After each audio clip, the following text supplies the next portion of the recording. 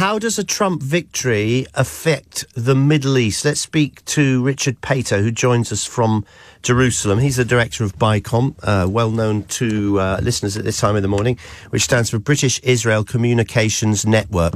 A general reaction to the Trump victory, Richard? Good morning. There's cautious optimism, and regardless of what we think about Trump's domestic and other policies, his track record in the Middle East is actually as a force for good, and of course kind of probably most synonymous with the Abraham Accords, the signing of 4 peace agreements between Israel and regional partners, the UAE, Bahrain, Sudan and Morocco. So there is hope that in his speech last night when he was talking about that he's going to end wars, not start new ones, there's a hope for peace and prosperity in the region, which is obviously much needed. I've just been looking at some of the news pictures coming in from Beirut. It sounded like another heavy night of bombing. Would I be right? Yeah, I mean, yesterday, what greeted Israelis on the news of Trump's victory was 180 rockets incoming into Israel, including 11 ballistic missiles fired at the center of the country. I can tell you I've got brothers and sisters in the sister in the region that were running for shelters yesterday. Thankfully, no one was hurt or injured. But the response and the IDF campaign is ongoing against Hezbollah. Although, again, I think the progress that the Israeli military have made over the last month or two has really changed the region to a large extent, and Hezbollah, that was the largest threat hanging over Israel, has almost been depleted. And I just make the connection to Trump because one of Trump's last acts was to target Qasem Soleimani, the head of the Iranian Revolutionary Guards. And it's really the Soleimani doctrine that has been kind of seen in play over the last year, surrounding Israel with a ring of fire. And this is what the IDF and Israel has been fighting against on 7 fronts. And so the hope is that Trump understands that. He gets the malign interest and role that the Iranians play. And hopefully, as I said, will be a force for good for bringing the moderates and pragmatists of the region together. Yeah, let's hope so. Now, the first time Benjamin Netanyahu tried to sack Yoav Gallant from his cabinet, there were riots. Are there protests again?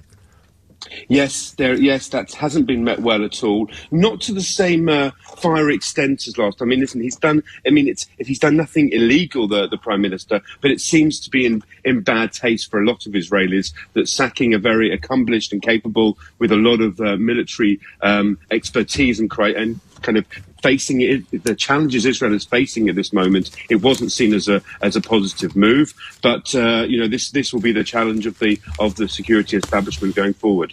So, what does it say about Netanyahu's mindset? We know that he's influenced by the support of right wingers in the cabinet.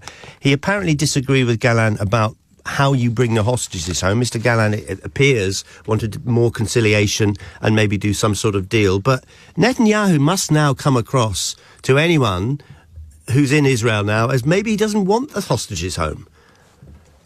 I mean, that's one interpretation. There are certainly Israelis that feel strongly in that way. Netanyahu always tries to balance himself and to act in kind of between the right-wing influence and the more centrist influences within his own coalition, and try and place himself in the middle. And I think, listen, the real question that other people are asking is Hamas prepared to do a deal? This is the real problem, that all the concessions that Israel is prepared to make in order to bring back, and it's almost 400 days since the hostages have been held there. But does Hamas have a best interest, or do they see their lifeline being held on just to keep them there? But I want to point out, just wider in the region, 2 positive developments we've already seen in the last 24 hours since the Trump victory. The first is a very interesting announcement by the Houthis saying that they're going to stop the attacks now on the maritime shipping lanes, and that their war is now over. That clearly is kind of, I think, in preparation. They are quite scared of Trump. And the second positive development was from the Moroccan foreign minister, that for the first time in a year spoke out positively on his country's ties with the state of Israel, with the Jewish state. And so I think these are the kind of murmurings that are beginning in the region that portend to hopefully a brighter future. Okay, thank you. The replacement, by the way, for Mr. Gallant, is he even more? I mean, is he a Netanyahu sort of acolyte, or is he extreme?